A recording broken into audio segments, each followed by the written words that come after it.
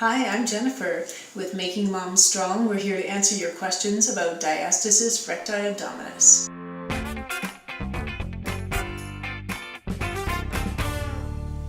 Okay, the first thing we're going to check to see is if you do have a diastasis recti abdominis, or a split in your abdominal muscles. So I want you to lie down on the floor with me and have your knees bent, your head relaxed on the floor. I'm going to bring up my shirt here so that we can see my belly. The first thing you want to do is take your fingers, 4 fingers across, and turn them sideways right on your belly button and push down just a little bit. Alright, so here you can feel, that if there's any tension or if it feels like you're really sinking down. But the main part of the test is to then just lift your head and then just feel, do you feel a separation or a gap between the 2 sides of the rectus abdominis muscles, or the 6-pack muscles? Here's a view of my belly. I'm going to do my diastasis recti test here. So I'm going to push my fingers in, and then I'm going to lift my head. And what I feel is the edge of one muscle here and the edge of the other muscle here. So I can get almost 2 fingers in, maybe 1.5. I'm going to let my head back down again. So you can also check slightly further above your belly button. So again, press down, lift your head, and just feel what's there. I can feel a little space, about 1 finger, and below my belly button, between my pubic bone and my belly button, again, press in a little bit, lift, and again, it's about 1 finger or so. So anything less than 2 finger widths is considered normal. So anything more than that, you should really talk with your doctor and maybe see a women's health physical therapist and see if there's anything you can do about firming that up. So what some of the more recent research is showing is that it's not necessarily that it comes together, but does it transmit forces? Does the linea alba, the fascia between the 2 sides of the rectus abdominis, transmit forces and keep everything well contained in your abdominal cavity?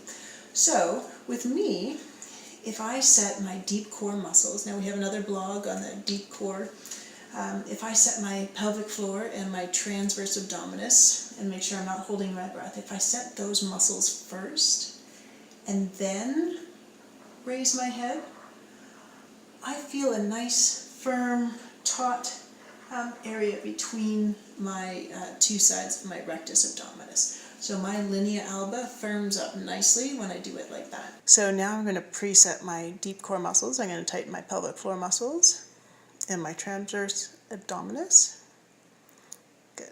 And then I'm going to come up, and I really can't sink in as much. I've got a nice firm linea alba. I can still feel the rectus abdominis, but there's a lot firmer through here. Now what happens often when people don't have the ability to firm up their linea alba between the 2 sides of the rectus abdominis is the linea alba, or the tissue, can kind of bulge out. So when if I was to lift my head and if I was to see that, I would almost see like a dome or a line all the way down my belly, where it's actually your abdominal contents sort of pushing out into that softened tissue. So you don't want to have that happen. Okay, so now I'm definitely going to do it wrong. I'm going to even bear down a little bit, or for sure not engage my deep core muscles. So when I do that, my belly really kind of rounds, and you can see this. This is the tenting. It kind of comes here, up and over, and then down. This is really soft tissue, and this is where my linea alba is really bulging. So I don't want to do any exercises that make that happen. So I'm always going to preset my deep core muscles. Again, I'm going to set it, come back up, and my belly pulls nice and flat and gets nice and tight. Alright, so the other thing that can happen is sometimes if you hold your breath or kind of change the pressures in your abdomen, you can actually get a bit of a trough or an invagination of the linea alba. I'm not able to do that because that's not my usual substitution strategy, but just look for that with you as well too. And then sometimes the gap can actually widen. That's kind of the common thing that you see on the internet is, does your diastasis widen or does it narrow when you do these things? So nowadays it's not so much does it, close so much as does that linea alba or that tissue firm up and give you a good supportive abdominal wall that goes all the way around. So I hope this was helpful. If you are watching this anywhere but on our blog, go and have a look at our blog at makingmomstrong.com.